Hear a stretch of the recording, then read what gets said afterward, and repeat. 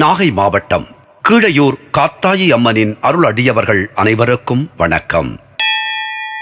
இன்றும் என்றும் உங்களுக்கு மகிழ்வான செய்திகள் தொடர நெஞ்சம் நிறைந்த வாழ்த்துகள். அன்று வெள்ளிக்கிழமை காலை 8 மணி இருக்கும். தம்பதி சமேதராக அந்த அம்மாவும் ஐயாவும் என் முன் அமர்ந்திருந்தனர். சார், எப்படியாவது எங்க குலதெய்வம் எது அப்படிங்கிறத கண்டுபிடிச்சு சொல்லுங்க. அந்த அம்மா தான் பேசினார். ஐயா அமைதியாக ஆமோதித்தார். அம்மா, நான் வழியை காட்டுகிறேன், நீங்கள் பயணம் செய்யுங்கள். உங்கள் குலதெய்வம் எது என்பது உங்களுக்கே தெரியும். நாங்கள் என்ன செய்ய வேண்டும் அதை மட்டும் சொல்லுங்க.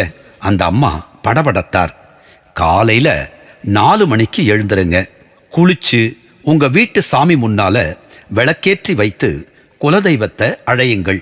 6 மணி வரை இந்த வழிபாட்டை செய்துவிட்டு உங்கள் தினசரி வேலையை தொடங்குங்கள். சார், நான் என்று அந்த ஐயா இழுத்தார். நீங்கள் இருவரும் தான் இந்த வழிபாட்டை செய்ய வேண்டும். காலை 4 மணி முதல் 6 மணி வரை வழிபாடு செய்தால் குலதெய்வம் எது என்று தெரியுமா சார்? அந்த அம்மா ஐயா இருவரும் கேட்டார்கள். கண்டிப்பாக தெரியும். உங்கள் குலதெய்வம் உங்கள் வீட்டிற்கே வரும், அல்லது உங்கள் உறவினர் ஒருவர் உங்கள் வீட்டிற்கே வந்து உங்கள் குலதெய்வம் இதுதான் என்று சொல்வார்கள் என்ற என் நம்பிக்கையை நான் எடுத்துக் கூறினேன். அம்மாவும் ஐயாவும் சென்ற பிறகு வந்த என்னுடைய தாய், என்னடா பேசிக்கிட்டு இருந்த என்று கேட்டார்கள். நான் நடந்த உரையாடலை ஓரளவு எடுத்துச் சொன்னேன். சரி என்று தலையாட்டிய என் தாய், எனக்கு என்னவோ அவங்க குலதெய்வம் மதுரகாளின்னு தோணுதுடா என்று சொல்லிச் சென்றார்கள். உனக்கு எப்படிமா தெரிந்தது என்று கேட்டேன்.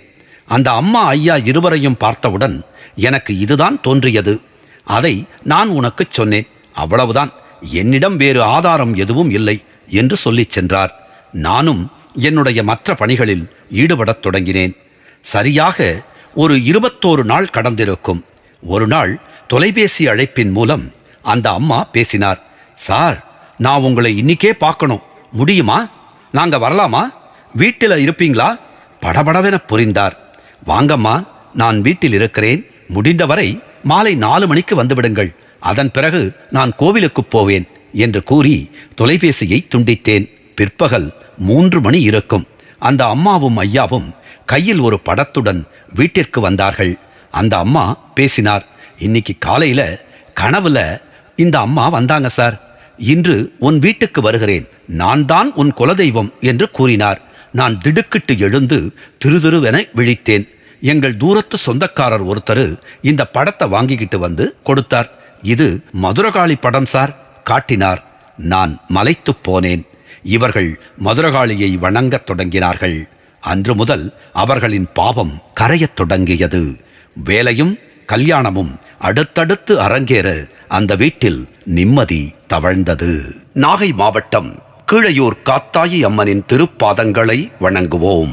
அவள் அணைப்பில் இருக்கும் குழந்தையாய் நாமும் இருப்போம். நாகை மாவட்டம் கீழையூர் காத்தாயி அம்மன் நம்மை காத்து அருளுவாள். நன்றி, வணக்கம்.